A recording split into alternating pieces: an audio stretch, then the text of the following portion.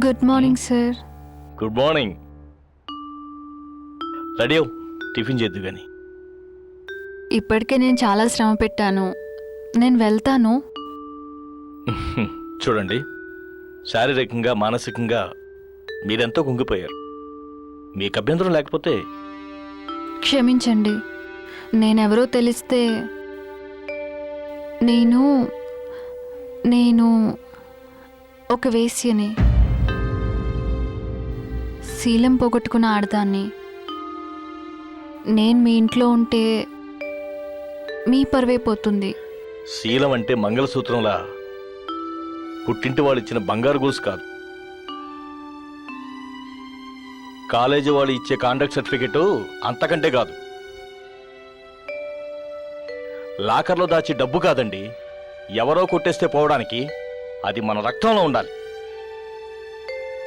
శీలం అంటే మన మనసుకు సంబంధించింది కానీ మన బాడీలో పార్ట్ కాదండి, యాక్సిడెంట్లో పోవడానికి. అది మన ప్రవర్తనలో ఉండాలి. ఇంట్లో భార్య ఉండి రోజుకో ఆడదంతో తిరిగే మగాళ్ళున్న ఈ రోజుల్లో నిజాయితీగా మాట్లాడే నీలాంటి వాళ్ళు ఈ ఇంట్లో ఉండడంలో తప్పులేదు. అంతగా వెళ్ళాలనుకుంటే కోలుకున్న తర్వాత వెళ్ళండి.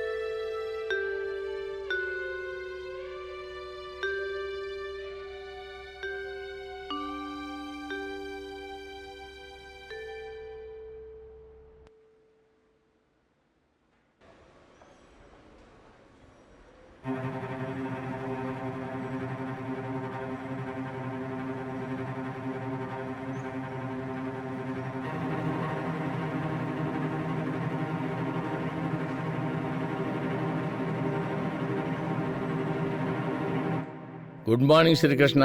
Good morning. ఏంటి ఆఫీస్ అంతా చెవులు కొరుకుంటున్నారు?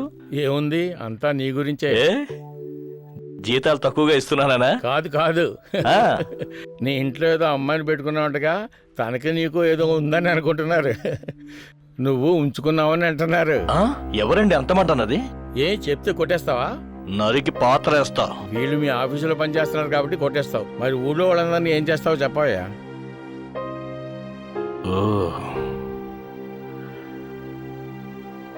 స్నేహ మెళ్ళలో ముడుముళ్ళు వేసి అందరి నోళ్ళు మూయించడమే కరెక్ట్. అంతకుమించి వేరే మార్గం లేదు.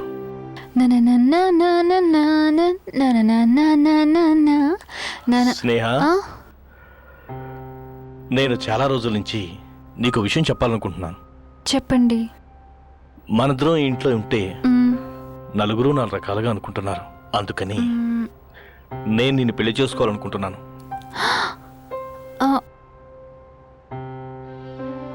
నువ్వు సరే అంటేనే. ఇప్పటికే మీరు నన్ను మీ ఇంట్లో ఉండనిచ్చారు. మీ మంచితనాన్ని అవకాశంగా తీసుకుని మిమ్మల్ని ఉపయోగించుకున్నానని చెడ్డ పేరు నాకొద్దు. స్నేహ, అవును, గుళ్ళో దేవుణ్ణి రోజు చూడాలనుకోవడంలో తప్పులేదు. కానీ దేవుడి పక్కన చోటు కావాలనుకోవడం ఆశ అవుతుంది. నాకు అర్హత లేదు, అదృష్టం కూడా లేదు. నన్ను పెళ్లి చేసుకోవడానికి నీకేంటి అభ్యంతరం? నా గతం.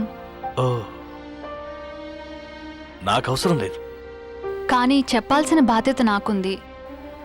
మీరు ఇప్పుడు చూస్తున్న నేహ వేరు, అమాయకంగా కనిపించే ఆ నేహ వేరు.